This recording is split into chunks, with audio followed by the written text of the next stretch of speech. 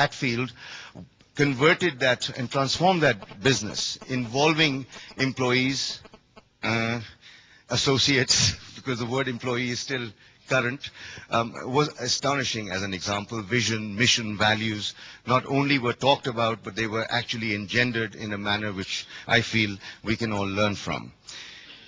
What we are then saying in conclusion is as follows, that yes, the soul is the people who work in organizations, and corporate governance thankfully gives the framework which allows us to do that. And I'm very happy to say that there is a step change in this direction, and organizations are beginning to move forward. What is the practical implication of this? Egos have no place any longer. Principle rules. That's the biggest significance and contribution, in my view, of corporate governance. I'm sure most of you know Zafar Ahmed Khan. In November 2006, there was a survey conducted on effectiveness of corporate boards in Pakistan. Has anyone come across this? An interesting finding. For example, there was a question, does the board engage in succession planning? And this was in 2006. Of the 40 respondents, 22 said yes and 31 said no. I hope that that ratio is shifting. So if you are interested in this study, which I have, I will be happy to share with you. Incidentally, when I went to the website of Pakistan Institute of Corporate Governance, I hardly found the word human capital in any of the literature. Surprising. That's feedback. And there is one paper which I certainly would like to recommend to you all. It was written by John Roberts and Eric Van Den Steen, April 2000. And it is shareholder interests, human capital investment, and corporate governance. It's a tremendously thorough research which was conducted at the Stanford Graduate School of Business. Anyone interested in this, I can happily send you the PDF version or even refer you to the link from where you can download. So there is lots of good information out there. It has been a real pleasure to be with you, and if I have said anything to offend anyone, I don't apologize. Jazakallah.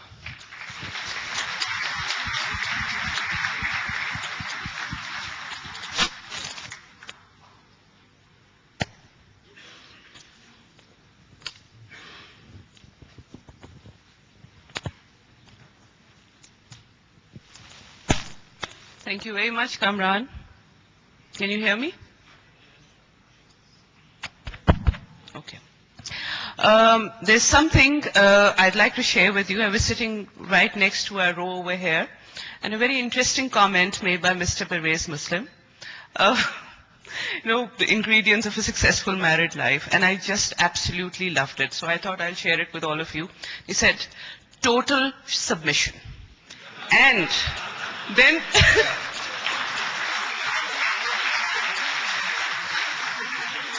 then he made another comment, and that was just fabulous. And that was, yes, ma'am. And I'm going to share it with my husband. Yes, ma'am. I mean, every wife would love it. That would be fantastic. So ladies and gentlemen, now we're going to invite the session chair, Mr. Tariq Said Sehgal.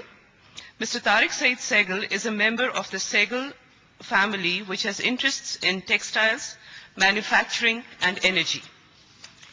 He's been chairman All Pakistan Textile Mills Association, president Lahore Chamber of Commerce and Industry, chairman All Pakistan Cement Manufacturers Association. Mr. Sehgal has also been a member of the Federal Export Promotion Board and Central Board of State Bank of Pakistan. He has also served on several government commissions and committees. He takes keen interest in the development of education and healthcare in Pakistan. He's been a member board of governors of several leading higher education institutes. He's been conferred with Sitara-e-Isar by President of Pakistan. So please put your hands together for Mr. Tariq Said Sehgal.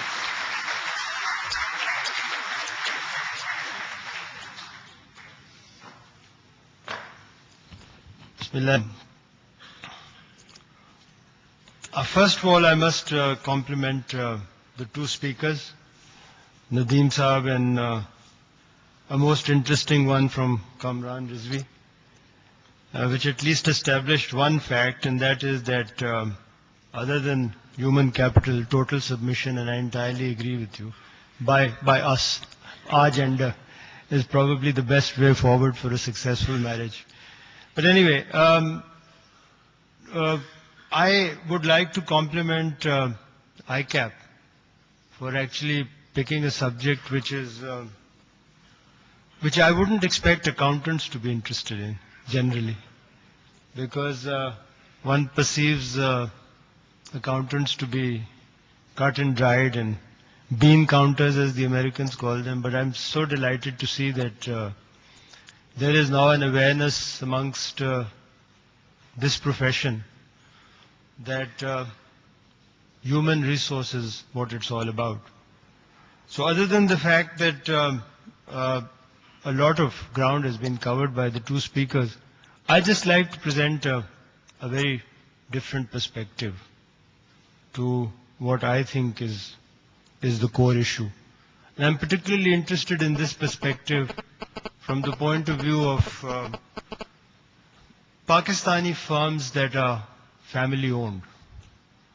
Because I think it's time for us to actually understand the whole game and the change that's taking place. First of all, I'm going to just take not more than 10 to 12 minutes because we're already running late. But I just, my Chinese is very poor, but what the maliks or the owners of firms must learn from is this Chinese proverb which says, Fu bu goi san dai. And what translated in English, it means wealth never survives 3 generations. And wealth will not survive until and unless people like myself invest in human capital, create corporate governance, so that we create institutions that will stand the test of time. Now, if you look at the historical perspective of competitive advantage, somebody spoke about it earlier. Well, what was that historical mix? It was obviously material resources, raw materials, financial resources, technology, and people. People were a fourth element, certainly.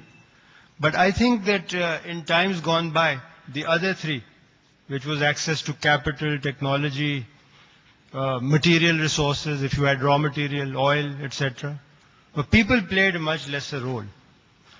I think that with the emergence of the new